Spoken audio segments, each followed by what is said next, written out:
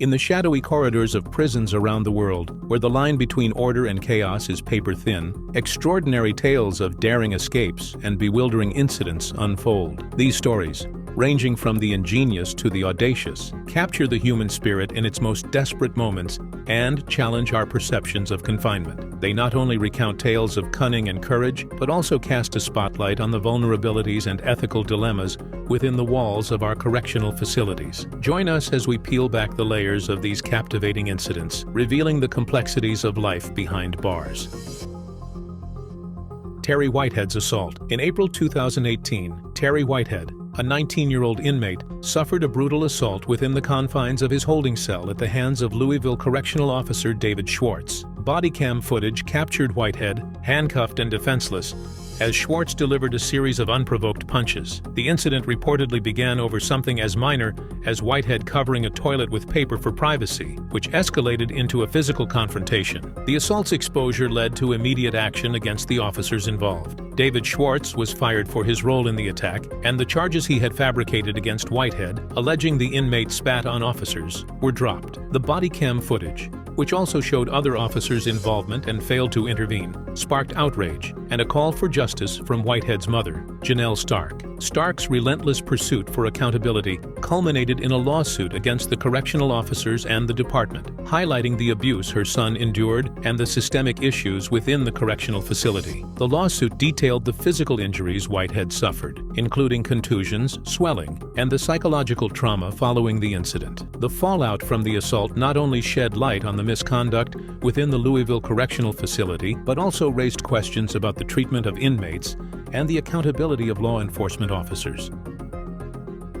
The Great Escape of El Chapo. Joaquin El Chapo Guzman, a name synonymous with drug trafficking, corruption, and escapes, led the infamous Sinaloa cartel. His criminal career, marked by the extensive distribution of cocaine, heroin, and other illegal drugs into the U.S. and around the world, made him one of the most powerful drug lords of all time. El Chapo's influence extended beyond the realms of narcotics, dipping into the corrupt veins of law enforcement and politics, ensuring his cartel's dominance and his evasion from justice for decades. El Chapo's 2015 escape from Altiplano, a maximum security prison in Mexico, reads like a script from a Hollywood thriller. On July 11th, under the watchful eyes of the prison's CCTV system, Guzman made his move. The shower area in his cell, intentionally left as a blind spot for privacy, served as the entrance to his freedom. Guzman slipped into a 20-inch hole beneath the shower, disappearing into a meticulously constructed tunnel. This tunnel, extending over a mile, was not a crude dugout, but a marvel of illicit engineering, equipped with PVC piping for ventilation, electric lighting, and even a motorcycle on rails.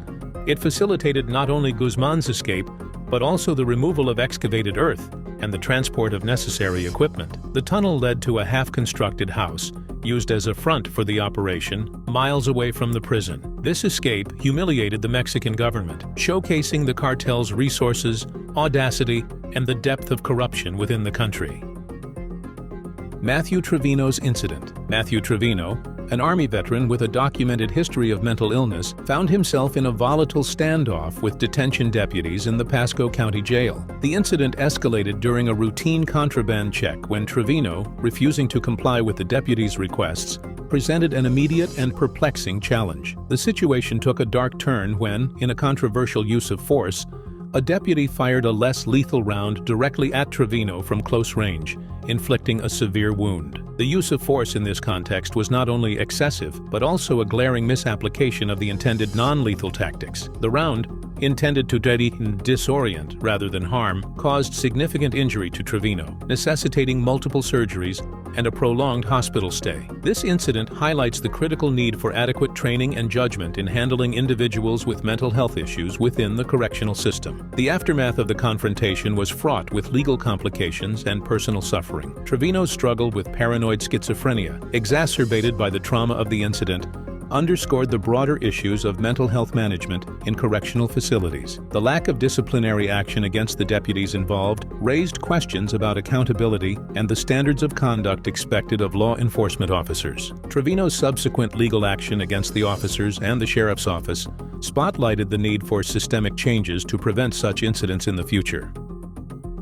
The failed escape of Bridget Harvey and April Colvin. In the early hours of a seemingly uneventful night, Bridget Harvey and April Colvin set their daring escape plan into motion. The stage was the Hillsborough County Jail, and the unsuspecting protagonist was Deputy Lillian Jimenez. Harvey, with a concocted story of distress involving Colvin, lured Deputy Jimenez towards a trap that would spark their bid for freedom. Armed with nothing more than a pillowcase and a comb sharpened into a makeshift weapon, Harvey epitomized desperation and ingenuity. Colvin played her part perfectly, feigning distress in the restroom to draw in the deputy. The plan, however, quickly unraveled. As Deputy Jimenez responded to the call for help, Harvey attempted to overpower her using the pillowcase in an act of asphyxiation. Despite the surprise attack, Deputy Jimenez managed to call for backup while grappling with Harvey. In a twist of fate, other inmates, perhaps wary of the consequences or driven by a sense of right, intervened. They helped to free Deputy Jimenez from Harvey's grip, demonstrating an unexpected solidarity in the face of chaos. The immediate outcome was grim for Harvey and Colvin. Their failed escape attempt not only foiled their plans for freedom, but also added significantly to their legal woes. Harvey, already incarcerated for severe charges including home invasion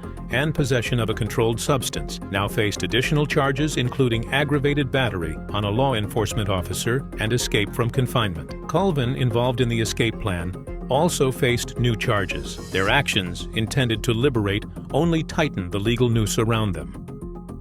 The assistance of Serena Dodson in a prison break. Serena Dodson's involvement in a prison break marks a stark contrast to the violent and confrontational nature of many escapes. As a detention officer, Dodson was entrusted with the security and oversight of inmates. However, she breached this trust by facilitating the escape of 3 inmates from the Curry County Detention Center. Her actions included deactivating alarms and providing a false head count, which directly contributed to the inmates' successful escape. The aftermath of the escape saw Dodson facing severe legal consequences. Her involvement in the escape led to charges of assisting escape and bringing contraband into a jail, crimes that underscored the severity of her betrayal. The case highlighted the dangers of manipulation and the vulnerability of individuals within the correctional system to coercion or persuasion by inmates. Dodson's role in the escape and the subsequent legal repercussions serve as a cautionary tale about the integrity and vigilance required of correctional staff. Her actions not only endangered the community,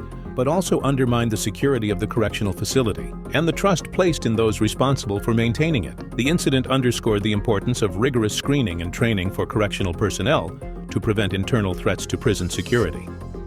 Pascal Payet's helicopter escapes. Pascal Payet, a French national, became infamous for orchestrating a series of helicopter escapes from prison, a feat that seemed straight out of an action movie. His first escape in 2001 involved hijacking a helicopter to flee from a prison in the village of Luines. This audacious act was followed by another in 2003, where Payet organized a helicopter escape for 3 of his accomplices, demonstrating not just his disdain for incarceration, but his cunning ability to manipulate security measures. Payet's escapes were characterized by their brazen nature and the logistical precision with which they were executed. Using helicopters as his preferred method of escape not only showcased his resourcefulness, but also exposed glaring vulnerabilities in prison security systems. His actions forced a re-evaluation of prison protocols and highlighted the need for comprehensive surveillance and anti-escape measures. Payet's freedom, however, was not everlasting. Despite being one of the most closely watched prisoners in France and subjected to frequent transfers to avoid further escape attempts, his run came to an end. His recapture put a stop to his series of helicopter escapes,